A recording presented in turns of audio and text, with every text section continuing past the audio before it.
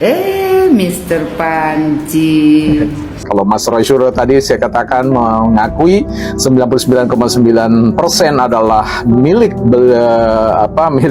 Mas Gibran, maka saya hari ini menegaskan bahwa 100% Fufu Fafa adalah milik Roy Suryo, ya, asli, tidak hoax dan sebagainya.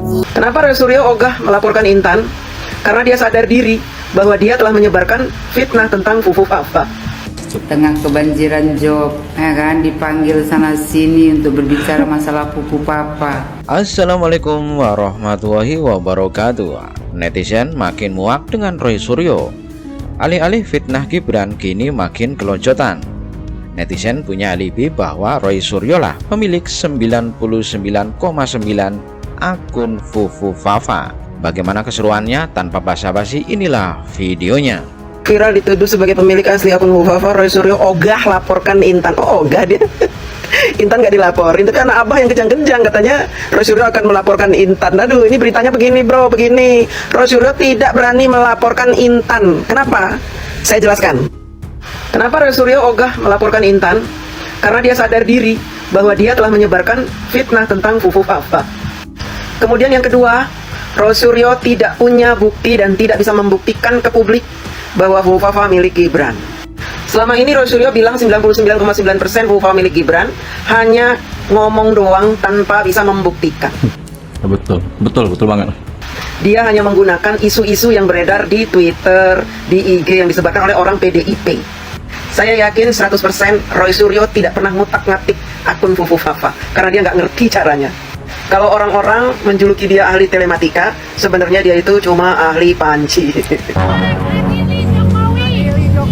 Mulai datang lagi emak-emak. Maaf banget ya Bu ya, untuk ibu-ibu janganlah kor-kor seperti anjing, seperti monyet di jalanan. Ibu itu sudah tua, seharusnya malu Bu dengan akhirat, bahwa umur ibu sudah tua. Seharusnya ibu malu dengan tingkah laku ibu. Ibu itu siapa di negara ini? Tahu nggak Bu, pemilik akun Fufu Fafa itu siapa?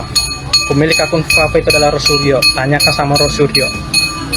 Dia yang mengadu domba masyarakat di negara ini. Dialah pemilik akun Fufu Fafa. Ibu itu cuma dibayar dengan beras 1 kilo dan uang 50.000 dan 1 bungkus nasi untuk demo melawan pemerintahan. Malu Bu dengan tingkah laku ibu. Tapi ibu hidup untuk memperbanyak amal dan ibadah, bukannya menambah kesalahan dan dosa. Malu Bu, malu banget Bu. Janganlah ibu seperti itu lagi. Malu sama anak cucu ibu di rumah lihat tingkah laku ibu seperti itu. Habis pikir deh. 100% bahwa Fufu Fafa itu adalah milik Mas Roy Suryo. Kalau Mas Roy Suryo mengatakan bahwa 99,9% pemilik akun Fufu Fafa itu adalah Gibran dan menyisakan 0,1% untuk beliau bisa menyelamatkan diri kalau andai kata apa yang beliau klaim itu keliru, maka sebenarnya pemilik ya Fufu Fafa, ya. Kalau Mas Roy Suryo tadi saya katakan mengakui 99,9% adalah milik Mas Gibran, maka saya hari ini menegaskan bahwa 100% Fufu Fafa adalah milik Roy Suryo, ya, asli, tidak hoax dan sebagainya. Nah, kalau teman-teman lihat di beberapa media sosial, memang sudah ada yang mencoba untuk melakukan kajian atau analisis untuk menegaskan bahwa pemilik akun Fufu Fafa itu adalah Roy Suryo dan bukan Gibran. Dan tentu ada respon balik dari Mas Roy Suryo yang mengatakan bahwa ya dengan tertawa saja, ya. Bahkan ada yang mendorong untuk memberikan semacam pelaporan terkait dengan pencemaran nama baik. Ya, saya kira ini agak mengherankan bahwa ketika Mas Roy Suryo itu menyerang begitu hebat Mas Gibran, tidak ada yang melapor. Ini baru 1-2 netizen yang mencoba untuk mengganggu ya psikisnya Mas Roy Suryo.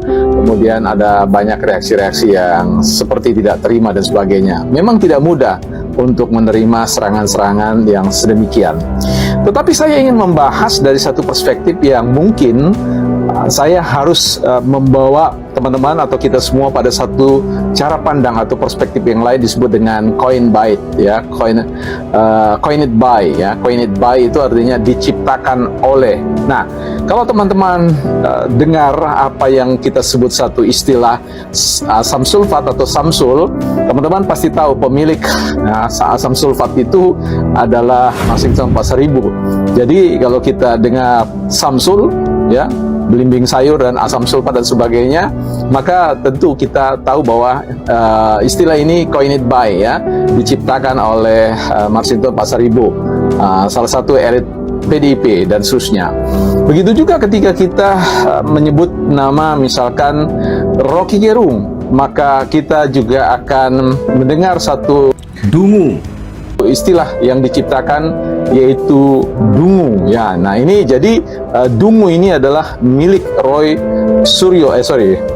Rocky Gerung, ya. Jadi kalau bicara tentang Rocky Gerung, maka Anda akan diingatkan dengan apa yang disebut dengan kedunguan, ya, kedunguan.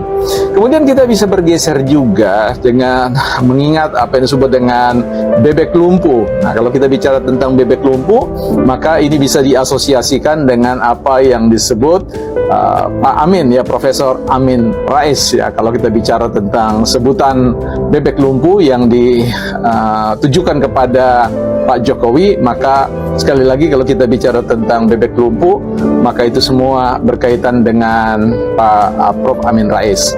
Mungkin teman-teman pernah ingat, ya, salah satu pendiri yang paling terkenal dengan Microsoft yang sepengetahuan umum bahwa Microsoft itu diciptakan oleh Bill Gates, tetapi sebenarnya ada klaim yang mengatakan bahwa Microsoft itu tidak diciptakan oleh Bill Gates, tetapi ada seorang yang menciptakan. Hanya saja kemudian katakanlah hak trademarknya atau made in-nya itu kemudian dibeli hak patennya oleh Bill Gates dan dikembangkan oleh Bill Gates, ya. Saya tidak tahu konfirmasi tentang hal itu, tetapi saya pernah membaca tentang hal tersebut. Nah, yang ingin saya tegaskan pada kesempatan ini adalah Fufu Fafa itu, ya, milik, ya, coined by Roy Suryo, artinya diciptakan oleh Roy Suryo 100%. Karena bagaimanapun ketika Anda mendengar Fufu Fafa, maka sebenarnya itu tidak terhubung pada Gibran, ya, tetapi terhubung pada, melekat pada, embedded pada Roy Suryo. Karena sekali lagi kata Fufu Fafa itu dipopulerkan, diciptakan oleh Mas Roy Suryo untuk, ya, menggambarkan satu situasi dan sebagainya, sehingga kita bisa mengatakan bahwa ini terlepas dari persoalan akun, pemilik akun. Saya sedang berbicara pada level penciptaan frase, penciptaan kata, istilah, terminologi yang disebut dengan Fufu Fafa, ya. Jadi Fufu Fafa itu coined by Roy Suryo 100%, ya. Jadi tidak lagi 99,9%. Boleh dikatakan bahwa Fufu Fafa itu inherent, melekat pada diri Mas Roy Suryo. Jadi dia tidak bisa dipisahkan lagi. Jadi kalau kita bicara tentang dua pohon yang berbeda, yang satu saling bercross begitu, dan kemudian dari tahun ke tahun, nama kemudian dia bisa menyatu dan tidak bisa dipisahkan lagi. Jadi kalau kita ingat Samsul, kita ingat Marsington Pasaribu. Kalau kita ingat kedunguan, kita ingat Rocky Gerung. Kalau kita ingat bebek lumpuh, kita ingat Profesor Amin Rais. Kalau kita ingat Fufu Fafa, maka pastilah kita akan mengingat sosok Roy Suryo. Nah, disinilah sebenarnya yang paling menarik di situ, bahwa seringkali kita bisa mempopulerkan satu istilah-istilah atau frase-frase atau kata-kata yang ingin kita katakanlah konsepkan. Artinya kita maknai kata itu dan kemudian kita mempopulerkan, mengulang. Karena ada ungkapan yang mengatakan apa yang sering Anda katakan sebenarnya akan menunjukkan tentang jati diri kita, ya. You are what you say. You are what you said. Jadi Anda adalah apa yang Anda katakan. Anda adalah apa yang Anda sampaikan. Jadi ini mau mengatakan ketika Roy Suryo terbiasa dengan persoalan Fufu Fafa, bersemangat dengan Fufu Fafa adalah Roy Suryo, Roy Suryo adalah Fufu Fafa adalah Roy Suryo. Di mana ada Roy Suryo, di situ ada Fufu Fafa. Di mana Fufu Fafa, di situ ada Roy Suryo.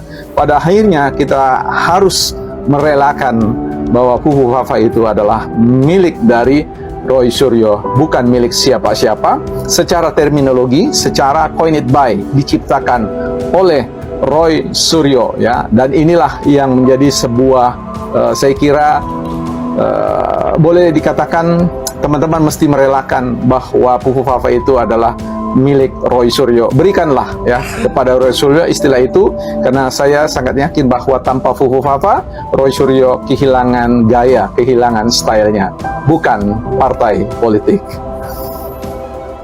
Nah, ketemulah nomor handphone dari si Gibran yang asli plus 6289. Mr. Panji tengah kebanjiran job, ya kan, dipanggil sana sini untuk berbicara masalah Fufu Papa.